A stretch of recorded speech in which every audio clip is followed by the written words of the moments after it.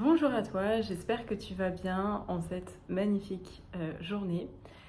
Aujourd'hui, je voulais aborder un thème un peu différent d'habitude, mais c'est un sujet quand même qui nous concerne toutes, plus ou moins, à un niveau différent, qu'on a toutes rencontré à un moment donné de notre vie, ou alors tu peux être en train de rencontrer cette situation. Dans cette vidéo, je vais vraiment te parler de quelles leçons est-ce que j'ai tirées suite à mes ruptures amoureuses. Parce que c'est quelque chose de profondément douloureux, peu importe l'âge où on rencontre ça. Et ce qui est important en fait, c'est de vraiment venir tirer les leçons qu'il y a à tirer de cette expérience. Et là, le but, c'est vraiment que je puisse te donner les clés du cheminement pour justement ne pas reproduire les mêmes erreurs encore et encore. Si je raconte ça aujourd'hui, c'est pas uniquement pour parler de moi, c'est pas quelque chose de forcément égocentrique. Ça vise plus en fait à te montrer le cheminement de comment je suis passée de l'état de douleur à un état justement plus de guérison. Parce que ce que j'apporte lors des vidéos, tout ça sur les réseaux sociaux ou même pendant mes coachings, en fait ça vient de ma propre expérience, de ce que j'ai vécu, de comment j'ai réussi à transformer cette douleur en guérison. Aujourd'hui, ma mission, c'est d'aider les femmes à guérir leurs blessures, notamment à travers les relations amoureuses, et moi-même traverser mes propres tempêtes émotionnelles. Et pour ça, en fait, je viens de donner des clés pour que toi aussi, tu puisses t'en sortir. J'ai vécu trois grandes, surtout deux grandes ruptures qui m'ont profondément transformée, qui m'ont permis en fait de moi me reconstruire et de devenir la femme que je suis aujourd'hui. Et aujourd'hui, avec le recul, je peux t'assurer que je suis vraiment reconnaissante de cette période-là de ma vie, même si c'était vraiment très compliqué à certains moments. Ce que j'ai traversé, c'est quelque chose que beaucoup de femmes peuvent traverser en silence. Mon rôle, moi, c'est justement de venir dire haut et fort ce qu'on pense tout bas. Et là, de par cette vidéo, j'espère vraiment que ça va t'apporter des déclics, ceux que moi, je n'ai pas pu avoir à cette période-là, parce qu'il y a beaucoup de choses que je cautionnais alors qu'en fait, j'aurais pas dû. Donc là, c'est vraiment aussi une vidéo d'un aspect préventif pour justement que si tu te reconnais dans certains de ces schémas, alors c'est pas normal. On va pouvoir rentrer dans le vif du sujet, donc je les ai classés sur ma petite feuille. Je vais pas rentrer dans les détails de chaque relation, juste expliquer comment moi je me suis ressentie et comment je l'ai transformée. Donc là, dans cette relation qui pour moi était un amour enfant, c'est parce que j'étais jeune, c'était une relation qui était à distance, qui était... j'étais énormément dans la dépendance affective. C'est-à-dire que mes émotions étaient calquées à comment il était avec moi. Et si il ne me donnait pas suffisamment d'amour, j'étais en PLS complètement. Et ça, c'est quelque chose qui a vraiment étouffé la relation. C'était très superficiel, c'était pas... c'était une époque où je communiquais pas du tout. En fait, ce qu'il faut savoir, c'est que moi, je suis pas quelqu'un normalement qui parle énormément de comment je me sens, mais c'est quelque chose que j'ai réussi à travailler, bien heureusement. Et en fait, il y avait aucune profondeur dans les échanges et il y avait aucune volonté en fait de construction. Moi de mon côté ici, mais pas de l'autre. On n'était pas sur la même longueur d'onde en fait. Et aussi, ce qui a marqué cette relation, c'était les nombreuses infidélités que j'ai subies. Parce que bien que je sois jeune à cette époque, c'est quelque chose qui m'a clairement détruit. Parce que je pense que ça a été un peu le début de mes traumatismes vis-à-vis de ça, vis-à-vis de la trahison. De toute façon, tu vas voir, c'est quelque chose qui m'a beaucoup suivi dans mes relations. Et c'est des choses que j'ai appris que à la fin. Donc voilà, pour expliquer un peu grossièrement le tableau de comment était cette relation. Et en fait, moi, clairement, ce que j'ai compris de par cette rupture, c'est que pour moi, les hommes étaient tous des cons et qu'ils allaient tous me tromper. J'ai beau chercher ce que ça m'a appris d'autre, parce que tout ce qui est confiance en soi, ça va être après. Mais là, pour moi, ça a vraiment été le début, en fait, de mes croyances limitantes vis-à-vis des hommes. C'est un petit peu comme ça aussi que ça a défini mes relations d'après. Ensuite, bien plus tard, j'ai connu ce que je vais appeler l'amour traumatique parce que clairement, ça a été une relation très très très très chaotique. Bien que je sois plus âgée, c'est une relation qui m'a clairement fait sombrer au plus bas. Quand je dis au plus bas, c'est que il y avait de la violence psychologique, émotionnelle, un peu physique. C'était beaucoup de soumission, enfin en tout cas moi beaucoup dans la soumission de je ne fais plus rien pour moi en fait parce qu'on me l'interdit. C'est-à-dire que je n'ai plus le droit de me maquiller sans devoir des comptes, je n'ai plus le droit de m'habiller comme je veux sans devoir des comptes, je n'ai plus le droit de me faire belle parce que sinon, ah mon Dieu, voilà. Pour moi dans cette relation, j'ai clairement perdu mon identité. Je ne savais plus qui j'étais. En fait, j'étais calquée à l'autre.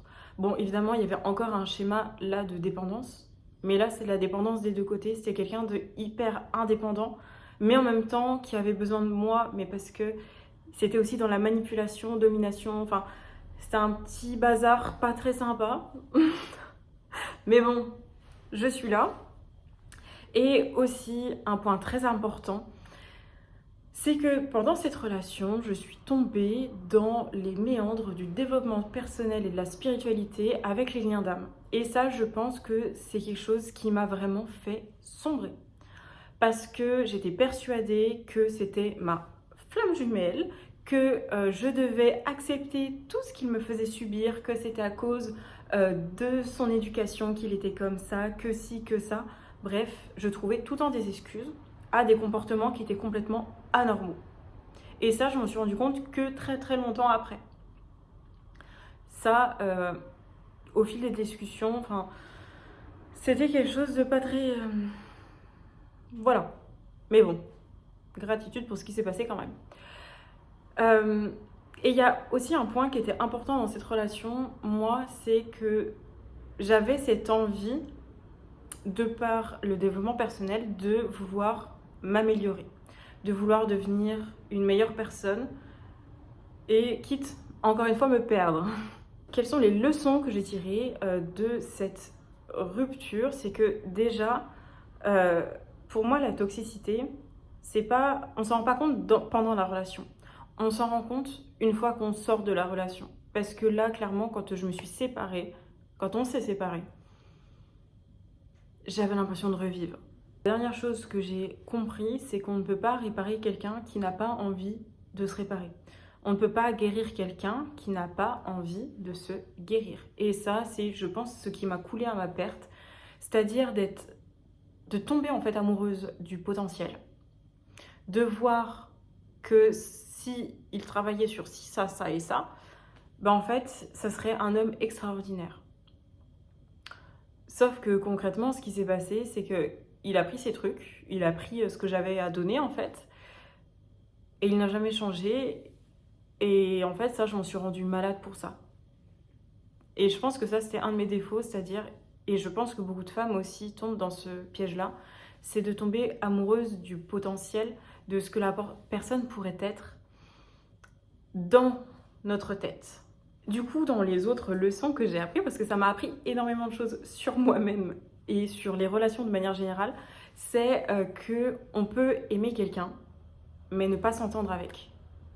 On peut aimer quelqu'un et ne pas être compatible. Et ça, j'ai mis très longtemps avant de l'accepter, parce que pendant de nombreuses années, j'étais persuadée que si on aimait quelqu'un, ça marcherait. Sauf que non, non, non, la compatibilité est très très importante. C'est-à-dire qu'on peut aimer des personnes et ne pas pouvoir vivre avec.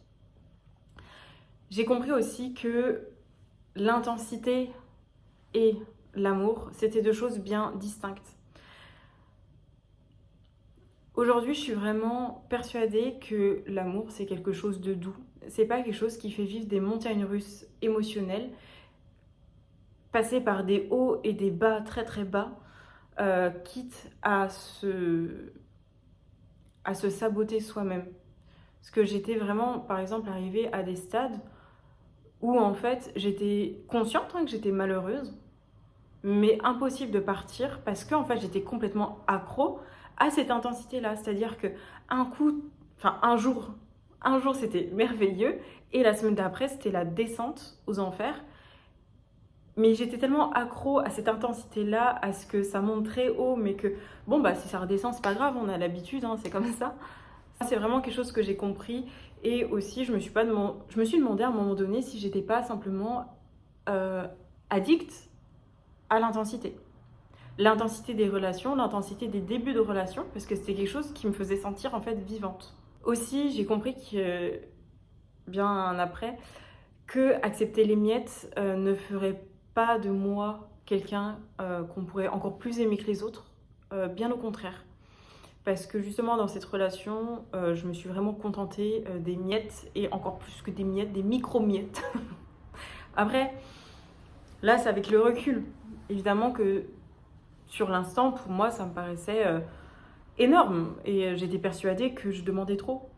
Parce qu'on me faisait comprendre que je demandais trop. Cette rupture m'a vraiment fait prendre conscience en fait de ma valeur. La manière dont je me traite, la manière dont je me respecte, la manière dont je m'honore, en fait, ça va déterminer aussi le traitement que les autres ont vis-à-vis de moi. Alors ça peut paraître très bateau, mais inconsciemment en fait, si vous vous respectez pas, si vous-même vous dites oui quand vous avez envie de dire non, les personnes vont faire la même chose. Et par exemple, quelqu'un qui est très charismatique, qui est très ancré, qui ne dépasse pas elle-même ses propres limites, généralement, elle ne va pas avoir affaire à des personnes qui vont venir la déstabiliser. Avant de passer au dernier point, je t'invite vraiment à venir t'abonner sur mon compte Instagram, donc Chat Féminine Coach, juste ici. Donc moi, j'aide les femmes justement à aimer sans se perdre, à briser leur schéma toxique pour enfin vivre un lien amoureux sain et apaisé.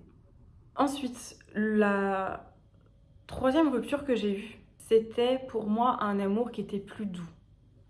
C'était tout l'opposé de ma relation d'avant. Il y avait plus de communication, beaucoup moins de violence. C'était plus plat, qu'on se le dise.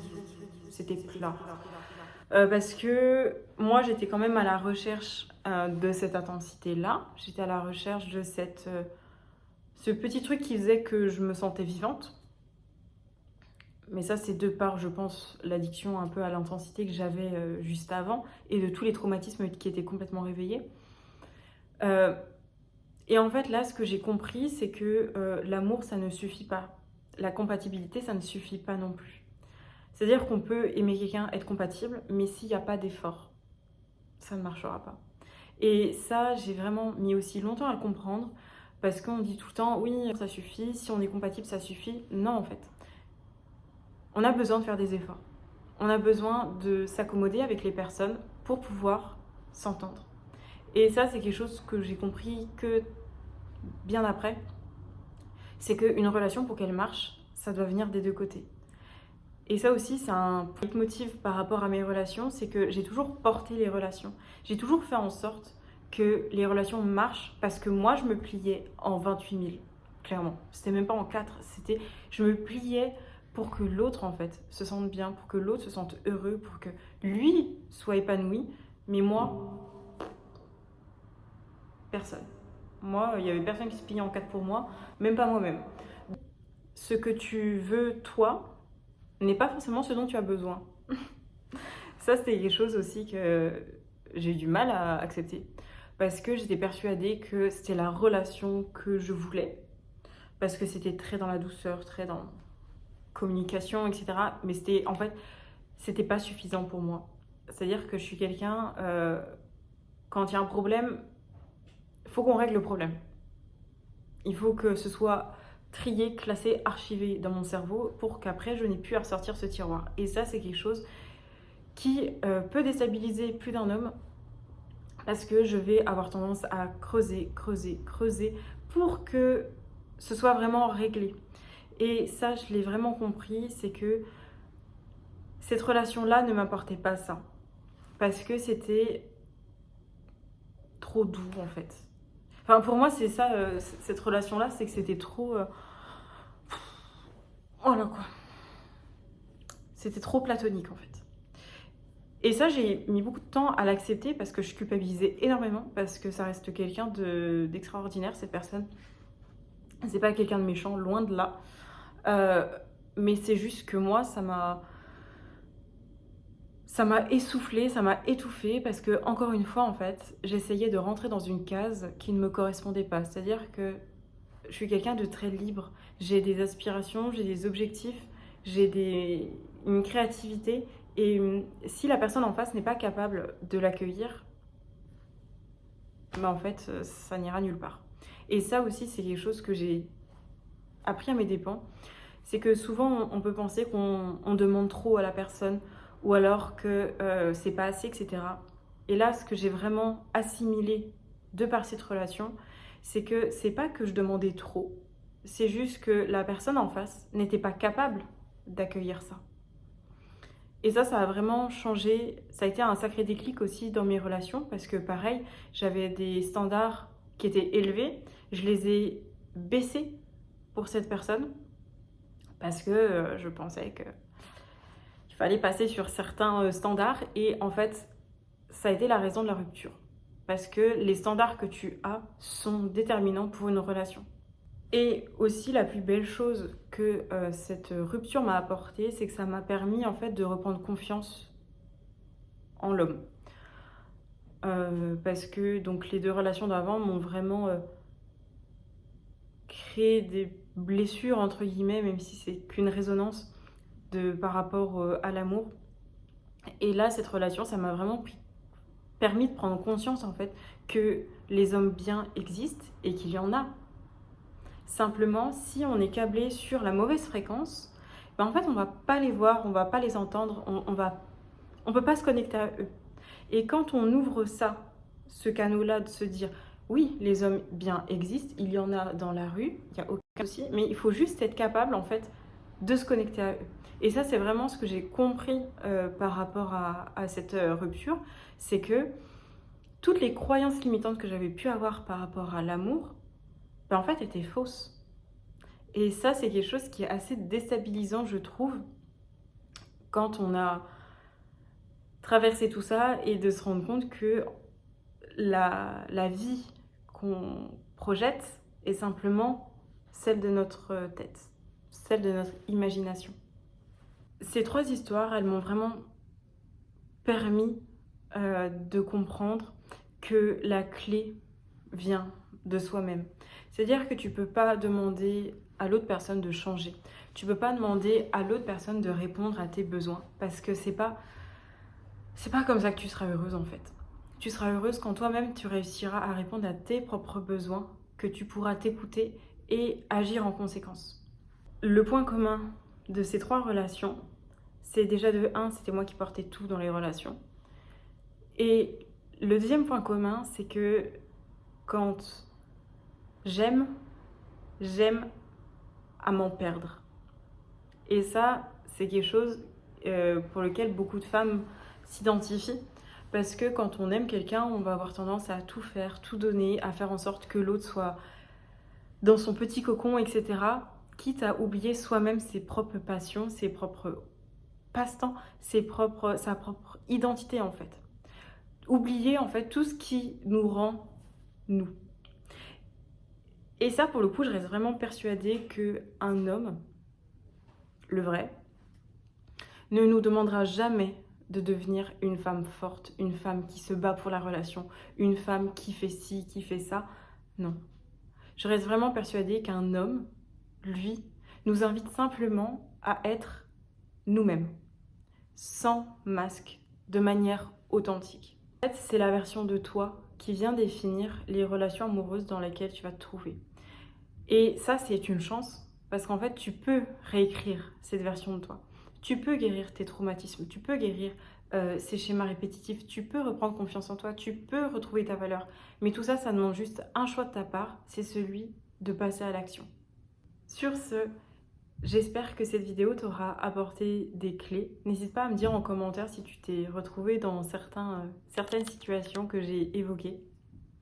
N'oublie pas de t'abonner sur ma chaîne ou mon Instagram, donc Chat Féminine Coach. Et sur ce, je te souhaite une belle journée et on se dit à plus tard.